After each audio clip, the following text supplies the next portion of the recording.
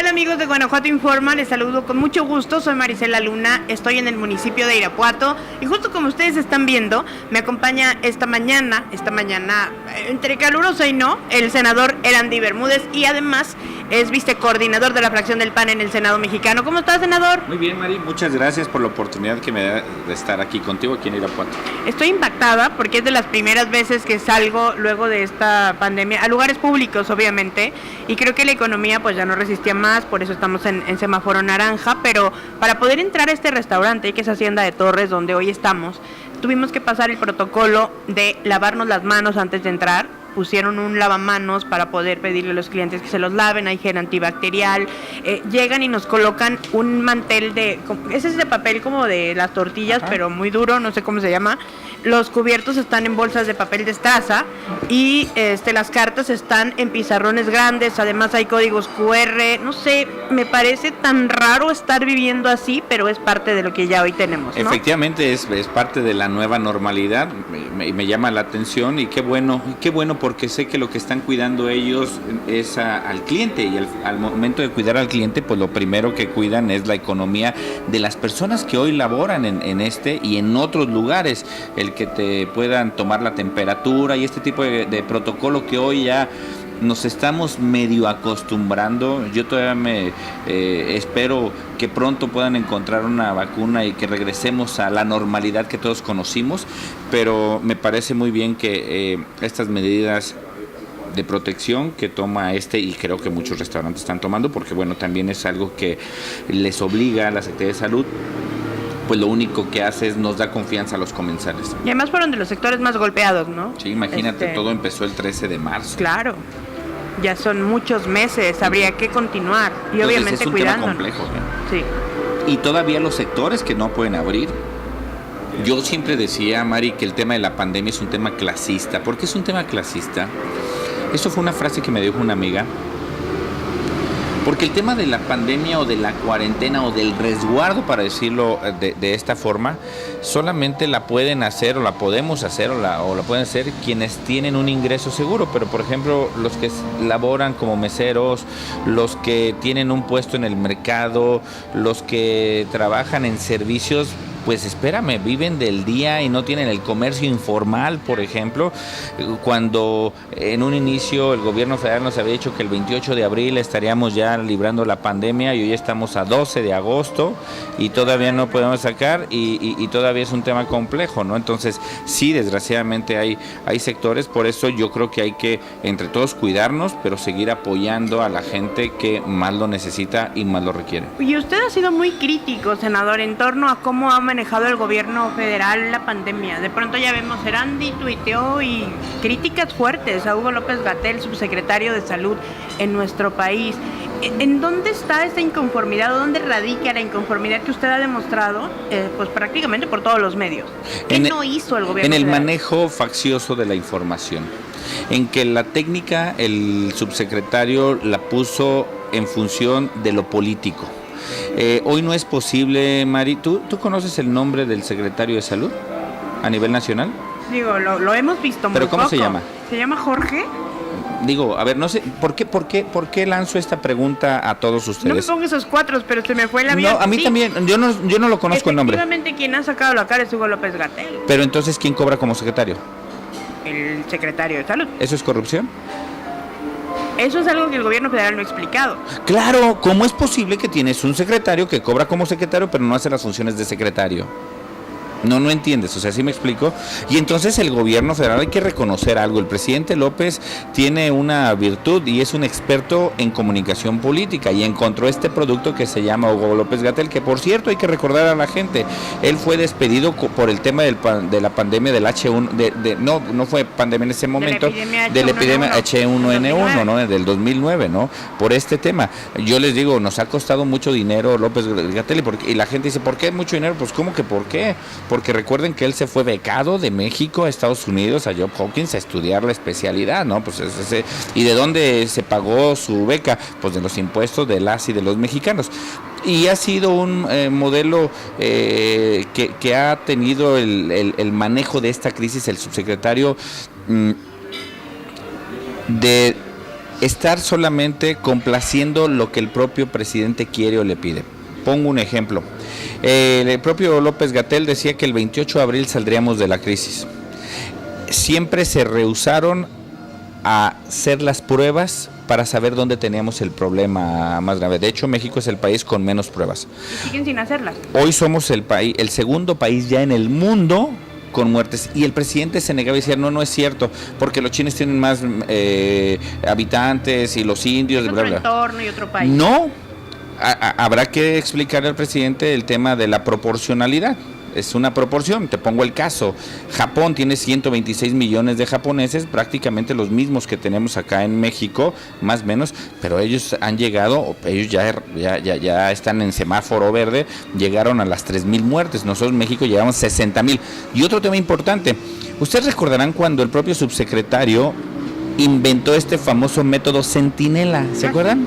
Sí, que después multiplicabas y que después dijo ya no me sirve el modelo Centinela. Bueno, nunca sirvió, pero en ese momento cuando ya lo iba a quitar dice probablemente las cifras las vamos a tener que multiplicar por 3, y entonces ellos han caído básicamente en todo aquello que han querido vender a los ciudadanos y que no ha sido un claro ejemplo. Hemos visto países, a la Organización Mundial de Salud, que nos dicen esta sana distancia que debemos de tener, pero también el uso de algunas barreras, el lavado de manos, el uso de cubrebocas, muchos de esos temas, y que el propio presidente ha dicho que no cree en esto. Entonces López-Gatell luego no quiere contradecir al presidente. Vemos cómo el presidente puso en evidencia al secretario de Hacienda, cuando el secretario de Hacienda dice que para la reactivación económica era necesario el uso de cubrebocas, recordarán, y que luego el presidente lo pone en evidencia y lo ridiculiza al secretario de Hacienda. Entonces tenemos un presidente que, más allá de que tiene personas técnicamente buenas en sus cargos, pues al presidente lo menos que le interesa es esto. Por eso es que López-Gatell pero no solamente nosotros, ya lo pidió también el propio gobernador de Tabasco, que es de Morena, Augusto, el propio gobernador Bonilla de Baja California, y la propia Claudia Sheinbaum, que son gobernadores de Morena, que también dicen que no es posible que López-Gatell siga mintiendo en las cifras, dicho por ellos. Y los 9 gobernadores de la alianza, que bueno, ellos quizá no contarían, porque son del PAN y son oposición. A eso voy. Que la gente diría, no, pues es que ustedes lo que quieren solamente es poner evidencia al presidente. Está bien, entendemos. No cuenten a estos 9, que es gobernadores del PAN, del PRI y del PRD. No los cuentes. Pero ¿qué me dicen de los realmente de casa? Es más, ¿qué me dices del de Tabasco? Que es la tierra del presidente, que él dice que no aguanta. ¿Te acuerdas el trascendido que dijo? No aguanto a López-Gatell porque miente y no son las cifras que él está diciendo. El de Morena. Entonces, bueno, pues por eso. Al principio en Baja California Norte. Claro, con Bonilla. Entonces son de las cuestiones, Mari, que a todas luces López-Gatell está utilizando todas estas cifras al servicio político del presidente y no realmente a la salud de las mexicanas y de los mexicanos. Pero pareciera que el presidente López Obrador no lo va a mover, porque ha dicho que ustedes, los políticos mexicanos de oposición, pues solamente quieren hacer política. Sí, no. Que prácticamente que ya lo agarraron de bajada. Sí, yo creo, coincido, no lo va a mover. Claro que no lo va a mover, porque al presidente lo que le interesa en estos 19 meses es algo. La política solamente. Alguien que le diga al presidente que ya es presidente. En 19 meses no hay un solo indicador en el país que haya mejorado con respecto a lo que le entregó Peña Nieto. Ninguno, no hay ningún solo indicador. Pero el presidente sabe y entiende perfectamente que lo de él es la comunicación política. Te voy a poner el ejemplo. Oiga, yo le voy a poner otro, perdón que lo interrumpa. El día que vino aquí a la 12ª región militar, que no aceptó a los que no periodistas, nos dejaron entrar, claro, ¿por qué no los dejarían? Pues no nos dejaron entrar, ¿cómo? Porque no había lugar en el comedor de la policía militar. Ajá. Donde fue el evento, donde caben alrededor de 800 personas, no había espacio por aquello de la sana distancia. Pero total que no entramos, pero afuera se puso más bueno. No me lo contaron, yo lo vi. Había mucha gente en contra de López Obrador, pero había muchísima también apoyando al presidente. ¿De dónde eran esos que lo apoyaban? Estos indicadores que usted dice no dan, no cuadran, etcétera. Hubo medios que documentaron la presencia de estas personas que apoyaban al presidente. Ajá. No eran guanajuatenses, ¿De dónde eran? Gente del Estado de México, gente de la Ciudad de México. Estuvo documentado. O sea, mucha de esta gente, pues claro, traen sus porras para poder contrarrestar esto. Pues eso es documentado. A ver. ¿Y sabe qué me llamó la atención? Usted conoce a Irving, reportero de TV Azteca. Sí, sí. Cada vez que hay un evento del presidente le dicen Irving Chillón por alguna situación que se dio con el presidente. Cuando sale Irving del cuartel militar, la gente le empieza a gritar: quiere llorar. Entonces, en un acto de así, volteo, me entró duda. O sea, yo no sabía si era o no. ¿Cómo la gente sabía que era? Me llamó mucho la atención porque lo tienen perfectamente identificado. Probablemente sea un indicativo de que a lo mejor ya vienen de otras Claro, partes. a ver, es un tema que los tienen muy bien, lo voy a decir con esta palabra, adiestrados. O sea, los tienen muy bien adiestrados y vemos esta famosa red AMLO y cómo tienen muy bien adiestrado cuando sale un Twitter, que sale toda esta red, que hay que decirlo, ya Twitter puso en evidencia también al presidente. Poco más del 50% de sus seguidores son bots. O sea, ya lo dijo la propia red, ¿no? Entonces, son de estos temas, Mari, que el presidente ha sabido aprovechar y que en la comunicación política él sabe muy bien hacerlo y te lo digo por qué. Antier, el presidente, en la mañanera cuando dice, ya no habrá gasolinas. Recordemos que fue una frase que Pigmenio y él acuñaron con Calderón en el último tiempo y con Peña Nieto. Y que el presidente dice, ya no serán gasolinazos, ahora serán aumentos. La gente es tonta, no. Como cuando te dicen no hay incremento, hay indexación. No es tonta la gente, pero el presidente sabe que comunicacionalmente pierde ese debate y entonces hoy tiene que decirle a su red, a sus seguidores, que ya no pueden decir que son gasolinas, ahora que hay que decir son aumentos porque el país lo necesita. El presidente durante muchos años, 12 para ser precisos, se dedicó a hablar de los muertos de Calderón, de los muertos de Peña, y ahora son muertos de los gobernadores, ya de él, ¿no? Entonces, esta parte facciosa de la información del presidente, que él quiere tener control, porque lo ha sabido manejar muy bien, María, esa parte se reconoce al presidente que es un experto en comunicación política, solamente que el peje por su propia boca muere. O sea, todo esto se le está viniendo. Y hoy, desgraciadamente, antes de la pandemia teníamos un decrecimiento, bueno, hoy los indicadores vamos a llegar a -10, vamos a ser el país en América Latina que va a decrecer más que cualquier otro, dicho por propio Hacienda, por propio INEGI. O sea, son de las cuestiones que nos preocupa mucho y que nos preocupa más la negación de lo que está haciendo el presidente. La otra pandemia era economía. Sí, a ver, la economía va a ser un problema gravísimo para todo, no para México, para el mundo entero. A ver, México tiene 5 grandes fuentes de financiamiento. El petróleo. En 6 meses, Pemex perdió el primer trimestre 500,000 millones y el segundo trimestre 600,000. Nunca en la historia moderna de Pemex había perdido tanto. Nada más hay que decirlo algo, ya lo administra Morena, ya lo administra. Otra fuente de financiamiento del 80% de los ingresos que tenemos como país de estas grandes 5, el turismo. En el mundo no hay turismo, está colapsado, ¿sí? No es como antes. Otra fuente de financiamiento que tenemos en México es impuestos. Hoy no hay recaudación de impuestos. Otra fuente de financiamiento es la inversión. Ya vimos qué pasó con Constellation Brands, que lo cancelaron. Ya el presidente ahora fue a Mazatlán y ya escuchamos lo que dijo el embajador de Estados Unidos en México, que los inversionistas no van a invertir mientras haya alguien que les esté cambiando las reglas del juego. Cada ratito. Entonces, si vemos estas 5 grandes fuentes de financiamiento, cómo están colapsándose en México, y vemos todavía que Estados Unidos, que es quien muchas veces puede ayudar a México por la cercanía y demás, pues vemos cómo este tema no vemos por dónde podamos tener este manejo. Y todavía la negación del presidente de decir, hay que cambiar el modelo de medición de la riqueza y de la pobreza, ¿no?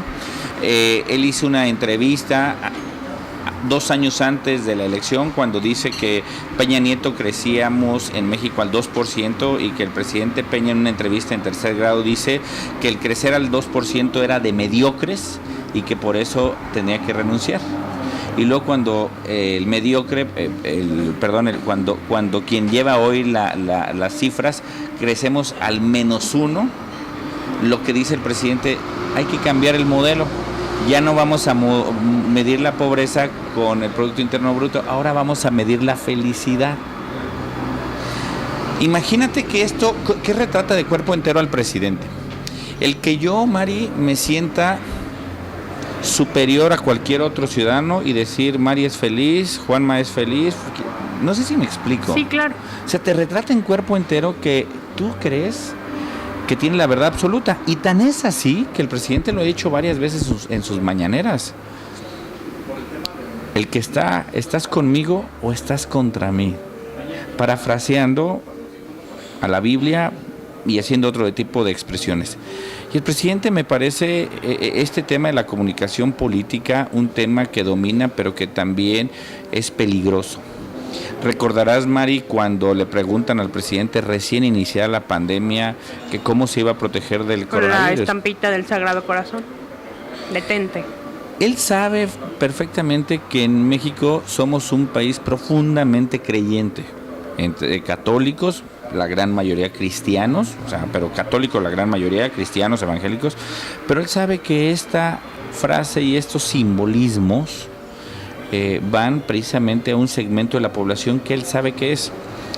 Y hay que recordar que el presidente durante muchos años criticó a los gobiernos, por ejemplo, del PAN, y nos decía, los conservadores, los mochos, los que obedecemos a los que profesamos, digo, yo soy católico, respeto a las demás religiones, pero siempre hubo esta separación. Bueno, el presidente ya no lo separó. Incluso un segmento importante de la población se pronunció tremendo en Guanajuato cuando aquel día Miguel Márquez se encomendó al Estado de la Virgen, ¿se acuerdan? Claro. O cuando el presidente Fox fue a la basílica antes de ir a tomar él en su sí, profesión de fe, ¿no? Sí, era criticado por la oposición este tipo y de hubo otra alcaldesa en Guanajuato, no recuerdo quién fue, que también hizo un acto así. Digo, que ellos en particular, este grupo que hoy está en el poder, fueron los que se escandalizaron. Y hoy le permiten al presidente que haga este tipo de cuestiones, pues es doble moral, ¿no? Es esta doble moral que manejan y que lo único que hacen es lo retratan de cuerpo entero de que la aspiración al poder en su momento solamente era esta fachada que le quiero dar a los ciudadanos, pero al final del día, la corrupción, por ejemplo, dicho por el propio INEGI, 22% creció tan solo en los 19 meses del presidente. Y esto es muy claro. A ver, el presidente había dicho que habría que eliminar las asignaciones directas en los contratos. Hoy el 75% de los contratos en el país son directos. 5,000 millones de pesos que le dieron a los compadres de Rocío Nale, una empresa que ya se documentó, se creó un mes antes de recibir la primera asignación. Digo, que la familia de Zoe Robledo se tuvo que retirar también de un... Y Manuel Barlet, etcétera, ¿no? Cuando el presidente dice no voy a utilizar cubrebocas hasta que termine la corrupción, pues no, ya sé que no te lo vas a poner nunca, ¿no? Porque bueno, pues podemos ver todo este problema, lo que pasó con Espriu, lo que pasó con Víctor Toledo, el secretario de Medio Ambiente, ¿no? Que en una filtración de una grabación pone evidencia y dice, el presidente me mintió, el presidente me falló, me cayó claro, porque el presidente le habló al segmento de población de los empresarios que no iba a pasar con los empresarios, les dijo a los ambientalistas que iba a estar con ellos, le dijo al movimiento LGBT que los iba a apoyar, le dijo a las feministas que los iba a apoyar, les dijo a los cristianos que los iba a apoyar, les dijo a los pro vida que los iba a apoyar, entonces les dijo a todos que los iba a apoyar. Hoy está en un galimatías, hoy a quién apoya, que esa ¿no? Es la comunicación política, la segmentación del mensaje de acuerdo al público al que va dirigido. Y que lo sabe hacer muy bien y que funciona. Lo hizo muy bien. El problema es que hoy todos le exigen que cumpla lo que le dijo a las feministas, lo que le dijo a los defensores de los derechos humanos. Hoy todo el mundo le está exigiendo pues que les cumpla lo que les dijo en campaña, y entonces lo que hace pues siempre es salirse por la tangente, ¿no? Es la mafia del poder. Ojo, hoy la mafia del poder lo único que tiene es cambio de dueño, porque hoy, por ejemplo, a partir del 25 de agosto, si mal no recuerdo, quien va a manejar la educación en México pues es la mafia del poder que tanto el presidente criticó. Del 24. El 24 de agosto, ¿no? Que 24 es cuando empieza el ciclo escolar. Es cuando inicia el ciclo escolar, ¿no? Ahora que usted tocó el tema de los asesores políticos, acaban de dar a conocer que Emilio Lozoya pues ya habló, ¿no? El exdirector de Pemex. Y bueno, confirmó en su denuncia ante la Fiscalía General de la República que hay pues muchísima lana de por medio, sobornos de Odebrecht más de 100 millones de pesos. Y bueno, dijo que Enrique Peña Nieto, el presidente, y Luis Videgaray, el secretario de Hacienda, le habían exigido que aceptara esos sobornos para pagarlo a asesores extranjeros, que usted y yo sabemos que no cobran 3 pesos en comunicación política, cobran una millonada. Se la llevaron a asesores extranjeros para pagarles la campaña de Enrique Peña Nieto. ¿A dónde va a ir todo esto? ¿Qué advierten los senadores? A ver, es una preocupación que el presidente primero... Fíjate nada más lo grave de este asunto. Hoy Emilio Lozoya pasa de ser acusado a acusador. Una telenovela más, ¿no? Hoy Emilio Lozoya está en su casa. Cuando debería estar en una prisión por el tema de los cargos que se le inculpan, ¿no? Rosario Robles está en la cárcel por la falsificación de un documento oficial, que era su licencia de manejo. Imagínate, ¿no? Cuando él ya comenzó, pero ahora el presidente, recordará hace unas 3, 4 semanas cuando detienen a Emilio Lozoya y el presidente filtra en una mañonera, porque él sabe que políticamente le ayudaba, empieza a filtrar y dice que en el PAN, la reforma energética, cuando la reforma energética la gente a lo mejor no recuerda que se aprobó con Peña Nieto, sí. Pero el PAN, el presidente tiene una fijación por el Partido de Acción Nacional porque sabe que es su competencia real y entonces lo hace.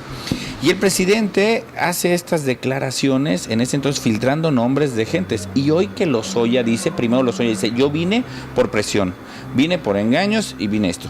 Y Lozoya cuando hace su primera declaración y que Gertz Manero ayer lo filtra, jamás habla del PAN. Dice el PRI, Peña Nieto y Videgaray. Y dice 5 senadores y un diputado. Y no dice partidos, eso llama la atención, y son 120 millones de pesos también. Claro. Por lo de las reformas. Pero aquí lo grave es el presidente, ¿cómo supo lo que Lozoya dijo en España, si lo dijo o no? ¿Cómo supo que Lozoya tenía estas cuestiones? ¿Que no se supone que la fiscalía es autónoma e independiente? ¿Que no se supone que son piezas de una investigación que no deben de trascender? ¿Y qué no se supone que al momento de trascender esta investigación se puede caer? Y lo peor del caso, estos delitos ya prescribieron. ¿Qué es lo que pasa? El presidente cuando empieza a ver esta caída estrepitosa, déjame darles un dato. Es el presidente de la República que en menos tiempo ha perdido más puntos, 30 puntos en 19 meses. En la historia moderna de cualquier país del mundo, nadie había perdido tantos puntos en tan poquito tiempo. Y el que los perdió, así como los ganó, los perdió, fue Andrés Manuel. Él necesitaba este botón, este paracaídas para no seguir cayendo. ¿Cuál fue el paracaídas? Emilio Lozoya. No sé si haya sido el timing que él quería, yo estoy seguro que este timing no lo quería, porque está accionando uno de los botones muy pronto, y entonces esto lo único que habla es que sí hubo alianza entre el PRI y Morena. O sea, esto lo que habla es que sí hubo una alianza entre ellos, entre el famoso PRI y Morena. Ahí está, ya está retratado el cuerpo entero, y bueno, pues entonces el presidente tendrá que administrar toda esta información. Yo creo que él va a querer alargar tanto la liga, incluso recordemos que decían, la investigación podrá durar 6 meses, ¿se acuerdan? Sí. 6 meses, claro, y si tú haces cuentas, dices, sí, 6 meses van a ser precisamente la antesala del 2021. Entonces el presidente está utilizando esta información solamente por un fin político, y te lo digo muy claro. El presidente dice, yo no voy a investigar al presidente Peña. Perdón, presidente, tú no tienes por qué investigarlo. Es la fiscalía, ¿no? Y es tu obligación. Y además es tu obligación. Hacer cumplir la Constitución y las leyes que de él emanen, y decir al presidente, voy a poner a consulta si quieren que investiguemos o no a Peña Nieto, les voy a preguntar a los ciudadanos. No, la ley no se consulta, la ley se aplica. Estos son los temas facciosos que el presidente comunica muy bien, sabe comunicar y sabe que le puede seguir administrando, creo que cada vez menos, pero él lo va a seguir haciendo. Y en ese afán de comunicar bien, porque también este fin de semana, pues seguramente dentro de la caja de Pandora que trae Emilio Lozoya, filtran una comunicación que seguro usted escuchó entre Carlos Mendoza Davis, gobernador hoy de Baja California Sur, y Pancho Domínguez, gobernador de Querétaro, donde hablan de que van a ir a negociar con Osorio Chong, siendo secretario de Gobernación, a quien apodan Kors, 6 kilos al mes, que es una la nota, hasta ellos se sorprenden, ¿no? Entiendo que esto es como para salpicar al Partido Acción Nacional. ¿Qué tanto puede dañar al PAN este tipo de filtraciones? Definitivamente, si hay una responsabilidad que puede implicar a algún militante de Acción Nacional, claro que lo va a afectar, sin duda. Pero también nosotros lo hemos dicho, si tienen que agárrenlos ya. A ver, agarren ya al que tengan que agarrar. Deja, presidente, de estar jugando con este tipo de información facciosa. Agarra a quien tengas que agarrar, mete a la cárcel a quien tengas que meter y no estés simulando que estás en contra de la corrupción, cuando lo hemos visto dentro de tu gobierno. Hoy hay más corrupción que lo que hubo con Peña Nieto. Oiga, y Guanajuato, ingeniero Andy Bermúdez, senador de la República, pareciera también que Guanajuato, bueno, pues antes de la detención de este hombre, José Antonio Yepes Ortiz, alias El Marro, pues fue tema de la mañanera durante 2 o 3 días seguidos, la inseguridad, el estado más violento del país, el lugar donde vienes y prácticamente hay homicidios en cada esquina. Así es como quienes no viven en Guanajuato lo ven, lo perciben, porque pues son los mensajes y hay una realidad. Pareciera que, a pesar de que Alfonso Durazo dijo que se habían disminuido los homicidios en 50% luego de la detención del Marro, pues los homicidios no paran. Ayer murió una pequeñita de 3 años de edad que no alcanzó a llegar al hospital en un ataque a una pareja y a ella, una fosa clandestina en Juventino, 2 chavos en la mañana asesinados en León. Esto no para. El tema de la inseguridad en México, recordemos, y yo hace un rato lo decía, el presidente durante 12 años políticamente hizo uso de esta información, diciendo en aquel entonces los muertos de Calderón, ahora los muertos de Peña, y ahora él quiere decir que son muertos de los gobernadores y de quien él quiere, ¿no? Porque ya no le conviene. Hay que decir algo, hoy hay más muertos en los 19 meses en el país, en el país. Claro, sumando los de Guanajuato, pero en el país hay más muertos que los que tuvo Peña y que los que tuvo Calderón, O sea, hay que decirlo muy bien. En los 6 años. Sí, claro, porque hay que decirle que el presidente dijo que a partir del 1 de diciembre del 2018, lo dijo con Ciro Gómez Leiva, por su simple presencia y su rayo pacificador, la delincuencia por su simple presencia el 1 de diciembre iba a disminuir. Lo recordarán que lo dijo, ¿no? Con esta soberbia que le caracteriza, ¿no?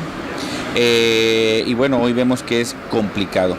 En Guanajuato, con esta detención, si bien son delitos del fuero federal los que se presumen, hay que decirlo muy claro, Mario, hay delitos también alrededor del fuero común y que le corresponden al Estado la persecución, pero al municipio también la prevención.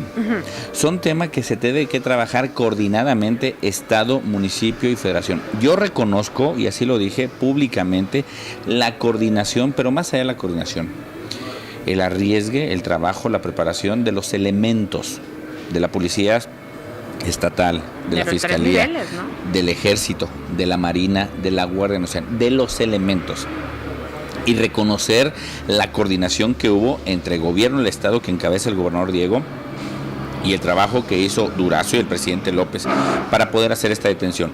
En ese momento, cuando se detiene, lo que trasciende es que había una persona privada de la libertad, Así es. Que es un delito del fuero común. Pero por los delitos que a esta persona estaban persiguiendo eran delitos del fuero federal, que era robo de combustible, que era delincuencia organizada, que era aportación de arma de fuego, entre otros. No por eso quiere decir que no haya delitos del fuero común. Ahí es donde está el trabajo que se tiene que hacer entre el Estado, municipio y federación. Yo lo he dicho, Mari, que yo en lo personal, es una opinión muy personal, yo creo que al presidente no le conviene ni quiere que la inseguridad en Guanajuato disminuya. Él está consciente de ello, A pesar de que si hay más presencia de Guardia Nacional, pues sí le hemos notado, ¿no? Sí, pero ¿en dónde la notas? Fíjese que fui a Pénjamo recientemente y vi militares en una esquina. Hasta yo le pregunté a Marco Vázquez, le dije, oye, ¿esto es común? Sí, paran en la esquina. Ahí están. ¿Cuál es esa función? O sea, ¿eso sí da tranquilidad o no? No, porque como tú lo dices, aun cuando la declaración de Alfonso Durazo dijo que con la detención del Marro había disminuido, pues es una gran mentira, ¿no? Recordemos que el robo de combustible en México es un negocio muy lucrativo y que para que suceda eso tiene que haber la complicidad. ¿De quién? Ya lo dijo en una filtración de una declaración del Marro, de personal del gobierno. Es más, él decía que personal de la 4T estaba de acuerdo en este tipo de cuestiones o en este ilícito. Yo no dudo que va a decir que también personas que trabajaban en la administración del presidente Peña. Claro, porque esto se viene a acrecentar desde la administración del presidente Peña. ¿Cómo saben los que se dedican al robo de combustible en qué momento pasa qué combustible por cuál ducto? Pues alguien les debe de estar diciendo, ¿no? ¿Y podrían salir a relucir nombres de la administración estatal? No sé, nada más que hay que decirlo muy claro, yo creo que no, en el robo de combustible no puede, porque no es un delito del fuego federal. El gobierno del Estado no tiene el control de este tipo de cuestiones, es la federación. Es decir, que si hubiesen visto, pues ellos no es de su competencia, sino de la competencia federal. Y aunque haya sido la competencia federal, ellos estarían incurriendo en una falta si ellos, sabiendo que se estaba cometiendo el ilícito, no daban parte a la autoridad federal. Ahí sí, hay que decirlo muy claro, ¿eh? Por esto es la coordinación entre el Estado, municipio y federación. Y por eso es toda una tarea de investigación que viene tras esta detención, ¿no? Efectivamente, una tarea de investigación, pero no se detiene con el simple detención de una persona. Hay muchas más personas, hay muchos más cárteles que se dedican a este tema. Y para que esto suceda es con la complicidad del gobierno, básicamente del gobierno federal. Y no con esto quiero decir que el presidente López esté siendo el que esté dando, no digo que él, pero dentro de la paraestatal hay gente que trabaja y que a lo mejor tiene años trabajando ahí, que no llegaron en esta administración o llegaron en otra, no sé, ya a quienes hayan detenido tendrán que decir quiénes son los culpables. Ingeniero, pues muchas gracias. ¿Cómo va a seguir viviendo la pandemia? ¿Anda ya de un lado al otro del estado? ¿Nunca paró? Vamos a seguir trabajando, con las medidas que la autoridad de salud nos están pidiendo, y que también hay que decirlo, es un tema también de dar el ejemplo nosotros, y que tenemos que trabajar en esta parte, ¿no? Pues hay que seguir recorriendo el estado porque es senador por toditito Guanajuato. Por los 46 municipios y también con el encargo que tengo de ser vicecoordinador del grupo parlamentario, bueno, pues tenemos que hacer un trabajo con los 24 compañeros senadoras y senadores que están de mi grupo parlamentario en el país y que bueno, pues hay que estar trabajando con todos. ¿Cuál es la agenda de estos últimos meses, segundo semestre del año? Déjame decirte que en próximos días nos estaremos reuniendo, si mal no recuerdo, el día 18 de agosto, uno de los temas que más nos está preocupando ahorita al Senado mexicano y a la Cámara de Diputados, al Congreso de la Unión, es cómo vamos a llevar las sesiones. Es un tema complejo que esto nos cambió totalmente la agenda. Esto nos cambió totalmente. Las han estado haciendo a distancia, ¿no? No nos permite la Constitución hacer las sesiones a distancia. Ya. Me refiero a las sesiones cuando vamos a votar una iniciativa. Por eso estuvimos 3 periodos extraordinarios de una sesión. Se acumuló, íbamos al periodo y votábamos. El tema es que ya el 1 de septiembre que inicia el periodo ordinario, ahora sí tendremos que hacerlo presencial. Y hoy es lo que se está planteando cómo se va a hacer. Hay un tema que se está planteando que desde las oficinas en el Senado de la República hay un sistema remoto de votación electrónica, poderlo hacer para no hacer la aglomeración. Son de los temas que se estarán planteando. Imagínate, vamos a tener que modificar probablemente la Constitución, el reglamento, para poder transitar. Hay que decirlo, hay países que ya lo hicieron y que lo están haciendo muy bien, pero México tendremos que hacer. Esto nos cambia la agenda prácticamente de todo. Recordemos, en septiembre se recibe la ley de ingresos. Sí, claro. Y luego recibimos el presupuesto de egresos. Entonces es un tema muy complejo cuando todavía no sabemos cómo se van a resolver otros temas que están en el tintero, ¿no? El presidente en estos 19 meses, quiero decirlo muy claro, Acción Nacional ha acompañado al presidente de la República en el 80% de las iniciativas que el presidente y o su grupo parlamentario han presentado. El 80%, Mari, Acción Nacional en el Senado lo hemos acompañado. Hemos sido una oposición responsable, pero también vamos a seguir denunciando todo aquello que no. Por eso somos oposición, porque tenemos que poner en evidencia todo aquello que el presidente le dijo a los mexicanos que no ha cumplido, pero hay que decirlo, tampoco lo va a poder cumplir.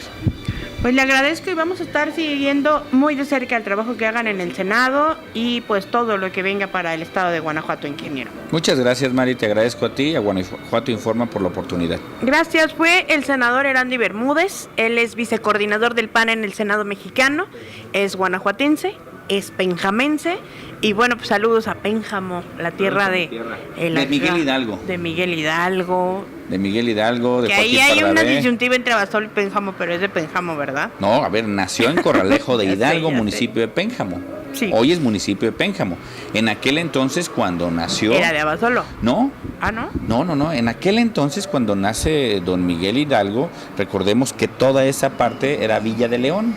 Sí. O sea, todo esto, Irapuato, sí, todo esto. O sea, en aquel entonces. Y antes era probablemente de los dinosaurios, etcétera, ¿no? Pero en este momento, Corralejo de Hidalgo es un municipio de Pénjamo, Guanajuato. Bueno, ya el propio Archivo Nacional da cuenta de que efectivamente nació en Pénjamo.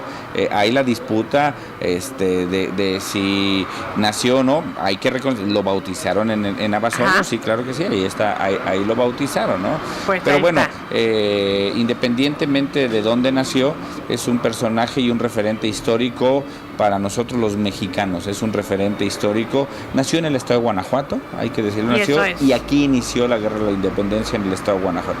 Pues ahora sí, ahí está el referente histórico. Efectivamente. Muchas gracias. Gracias, desde Pénjamo, la tierra de don Miguel Hidalgo, de Joaquín Pardavé y del senador Erandy Bermúdez. Soy Marisela Luna, nos encontramos la próxima. Que tengan excelente semana.